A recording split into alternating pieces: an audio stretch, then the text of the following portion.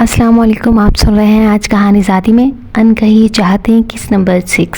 सुबह उठते ही वो सीधा बड़े चचा जान की तरफ आ गया था। वो ना चाहते हुए भी खुद को रोक नहीं सका। अस्सलाम वालेकुम चचा जान। हुसैन साहब के साथ हसनैन साहब भी लाउंज में मौजूद थे। इन दोनों की आंखें सुर्ख और नींद से बोझल थीं। गालिबन वो दोनों सारी रात नहीं सोए थे। सोया तो वो भी नहीं था, लेकिन वो मजबूत असाब वाला नौजवान था। एक और रात का जागना इसके चेहरे और आंखों की खूबसूरती को कम नहीं कर सकता था। वालेकुम अस्सलाम, दोनों ने मुश्तरका जवाब दिया था। चचा जान यहाँ क्या कर रहे हैं? आसिफ को बेचैनी हुई थी। चचा जान, उमर किधर है? इसने दानस्ता उमर का नाम लिया था।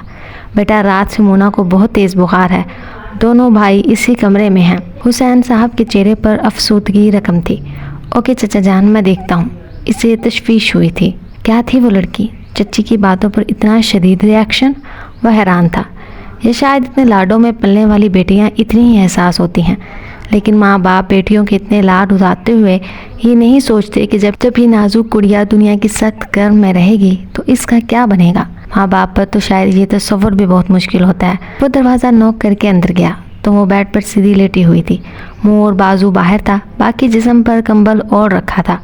चेहरे पर सदियों की नकाहत नजर आ रही थी और खूबसूरत लंबे और सिल्की बाल इस वक्त सख्त उलझे हुए और बिखरे हुए गर्दन के साइड पर डाले हुए थे। वो एक ही रात में सदियों की बीमार लग रही थी। उस्मान इसका हाथ थामे साथ ही बेड पर बैठा था और शायद सारी रात जागने से बैठा बैठा बेड को टेक लगाकर सो गया था। उमर भी पास ही सोफे पर नीम दराज था। आजिब को बिलाशुबा इन बहन भाइयों पर बहुत प्यार आया था। वो आहिस्ता से दरवाज़ा बंद करके चला गया था। इसे रात से तेज़ बुखार था, इसलिए दोनों भाई और बाबा इसके कमरे में इसके साथ ही रहे थे। सुबह वो काफ़ी देर से उठी थी। उस्मान बेड पर नहीं था और शायद ऑफिस जा चुका था। उमर अभी तक सोफे पर उसी पोजीशन में बैठा हुआ सो रहा था। वो उठकर वॉशरूम की तरफ चली गई। बाहर आए तो जिस्म में शदीद तकलीफ़ थी। अलबत्ता बुखार उतर चुका था, लेकिन रो रो कर आँखें सूज गई थीं। साइड टेबल पर मौजूद मोबाइल की स्क्रीन रोशन हुई तो वो इसकी तरफ मुतवज्जा हुई, जो गालिबन किसी ने इसके आराम के ख्याल से साइलेंट कर रखा था। किसी अननोन नंबर से कॉल आ रही थी। मोना ने नचाते हुए भी फ़ोन उठाकर कान से लगा लिया। वो इस ट्रॉमा से बाहर निकलना चाहती थी। अस्सलाम वालेकुम। कौन? बेतासुर सा लहजा था। वालेकुम अस्सलाम। क्या तुम मुझे नहीं जानती?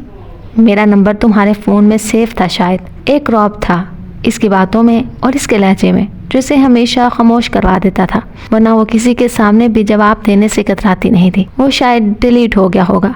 वो आहिस्तगी से बोली थी। वो किसी के सामने रोने से हमेशा गुरेज करती थी।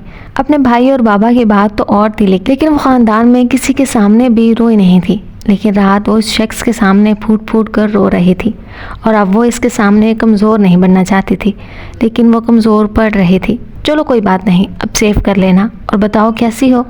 एक नरम सा लेकिन बारोब लहजा था। ठीक, एक लफ्ज़ में बात ख़त्म करना चाही थी। अब बताओ क्या हुआ था तुम्हें? मैं सुबह आया था तुमसे पूछने, लेकिन तुम सो रही थी और मुझे एहसास हो गया था कि घर में कोई नहीं जानता, इसलिए फ़ोन किया है। इसकी आंखों में आंसू तैरने लगे। इसने अभी तक कोई बात किसी से भी नहीं की थी। उमर ने भी लाख कोशिश की कि इससे पूछने की, लेकिन अब दिल चाहा था कि इसे सब कुछ कह दे, लेकिन वो कुछ नहीं बोली थी। रोने की हल्की सी आवाज़ निकली तो इसने फट से फ़ोन बंद कर दिया। इसे कमज़ोर नहीं पड़ना था, इसे ख़ुद को मजबूत करना था।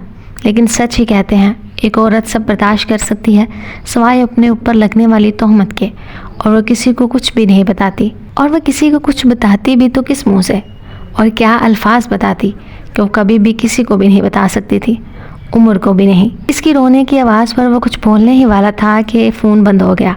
आजिब ने कर्ब से आंखें बंद की। व्हाट था? इसने मेज़ पर पड़ा गिलास उठाकर दरवाजे पर मारा था। सर आप ठीक तो है ना? एक अफसर फौरन ऑफिस में दाखिल हुआ। वो बिना जवाब दिए अपना वॉलेट और मोबाइल उठाकर बाहर निकल गया। अब तक के लिए सिर्फ इतना ही। मिलते हैं अगले हफ्ते एक नई किस्म में। तब तक के लिए अल्लाह हाफिज़।